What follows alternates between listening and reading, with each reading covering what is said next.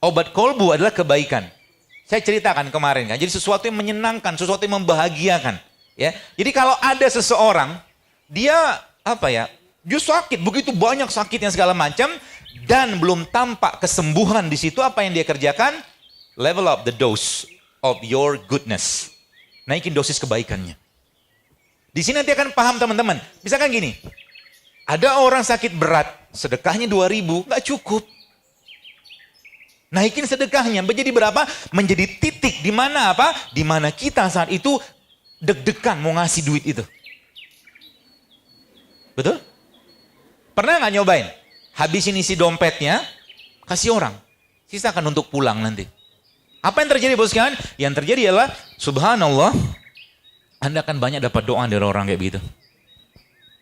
Cobalah Anda kasih map pemulung-pemulung atau orang-orang yang kurang beruntung, minum dengan tangan kanan. Kita ini sekarang satu frekuensi, jadi saya tahu semua apa yang Anda kerjakan. Dari belakang sampai depan saya tahu. Emang punya mata goib? Enggak lah, itu ada hukumnya. Hukum satu frekuensi bahasa saya. Itu kemarin saya bikin kajian di Bekasi, judulnya membangun komunikasi lintas dimensi di bulan suci. Kita membahas makrokosmos, mikrokosmos, kita nyambung semua. Ya. Jadi kalau kita ini semua terikat dalam satu ikatan. Makanya kenapa Anda datang ke sini? Karena itu ada hadisnya. Ada hadisnya bos sekalian. Hadisnya apa? Rasulullah Nabi katakan apa? Ruh manusia itu akan berkumpul dengan orang-orang yang sejenis. Al arwahu junudun mujannadah.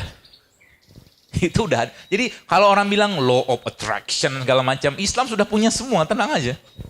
Jadi kalau Anda berbuat baik sesering mungkin, maka Anda akan dikumpulkan Allah dengan orang baik.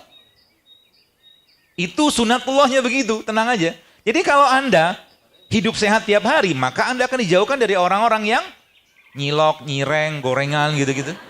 Coba aja. Dan pasti akan muncul, wah udah mulai hidup sehat ya. Gitu kan? Anda mulai dicibar-cibir gitu-gitu aja urusannya biasanya. Ya. Nah, jadi ruh manusia akan berkumpul dengan orang sejenis, ya. Jadi kalau kita ngerti ini bos sekalian, maka banyak-banyaklah berbuat baik sehingga apa? Sehingga nanti Anda akan berkumpul dengan orang sejenis. Ya. Itu konsepnya. Maka tugas kita dari pagi sampai malam ngapain? Berbuatlah baik sebanyak mungkin. Sehingga apa? Nanti pintu-pintu surga itu akan dibuka oleh Allah Subhanahu wa taala. Begitulah dalam sebuah hadis Nabi mengatakan. Nabi katakan apa? Ini materi belum mulai sudah 9.45. Semoga Allah cukupkan. Suatu hari kan Rasulullah bertanya, siapa yang hari ini, jadi Rasulullah cerita tentang surga, pintu surga itu 8, pintu ini, pintu sodako, pintu jihad, pintu macam-macam lah. Nabi menyampaikan tentang itu. Lalu Nabi bertanya kepada sahabat saat itu, siapa yang pagi ini sudah bersodako? Abu Bakar angkat tangan. Siapa yang sudah menyantuni anak yatim? Abu Bakar angkat tangan. Siapa yang sudah mensolatkan jenazah kaum muslimin? Abu Bakar. Semua kebaikan itu Abu Bakar sudah kerjakan di pagi hari. Apa yang terjadi? Lalu Abu Bakar bertanya, ya Rasulullah, apakah ada orang yang dipanggil dari ke-8 pintu itu?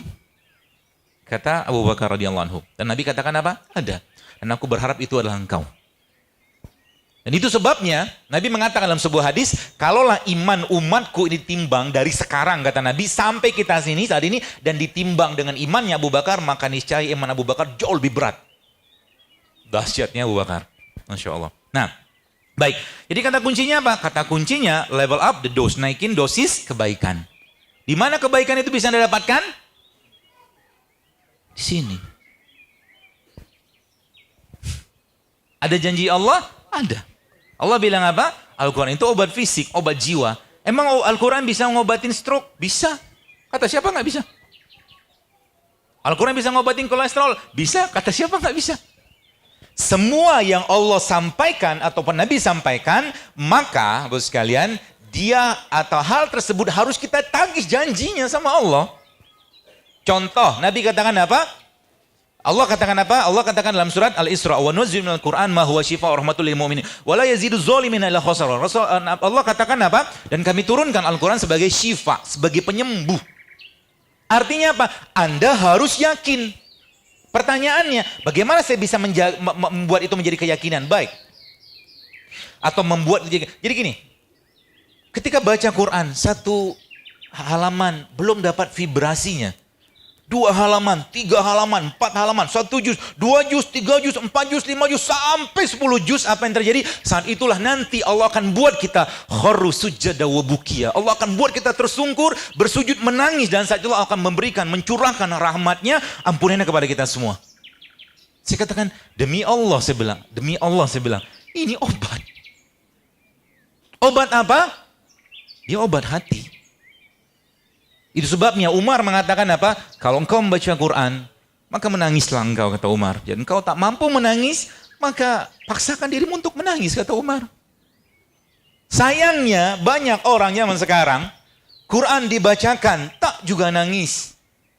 Quran dibacakan, miskin air matanya. Quran dibacakan, nggak ada bergetar. Yang Abu Bakar kalau mimpin sholat, baca tentang ayat-ayat tentang azab, tentang kiamat, pingsan dia, Bu, Pak. Sayangnya kita apa? Miskin dan kikir dengan air mata. Tapi luar biasa ketika dipasanglah bunyi-bunyi apa, musik lah, ini segala macam, netes air mata, lihat artis segala macam. Tapi demi Allah, kenapa nggak nangis dengar ini? Kenapa nggak nangis baca ini? Masalah besar. Orang bikin training luar biasa, pakai sound system 30.000, 40.000, luar biasa heboh dengan trainer segala macam, dup segala macam. Tapi ketika dibacakan surat At-Takwir pun tak ada satu pun air mata menetes. La haula wala quwata illa billah. Masalah. Sedemikian juga musik-musik di luar sana itu membuat kita atau membuat orang, ya, terlepas dari masalah musik saya tidak bahas khilafiyahnya. Tapi saya tanya bos sekalian, pernahkah atau seringkah air mata kita menetes untuk dia ini gitu loh? Sehingga apa? Sehingga Allah nggak jadikan hatinya itu menjadi hati yang bisa melihat sesuatu dengan mata hati. Mendengar musik inilah, musik Jepang ini, wah teranyol segala macam gitu kan.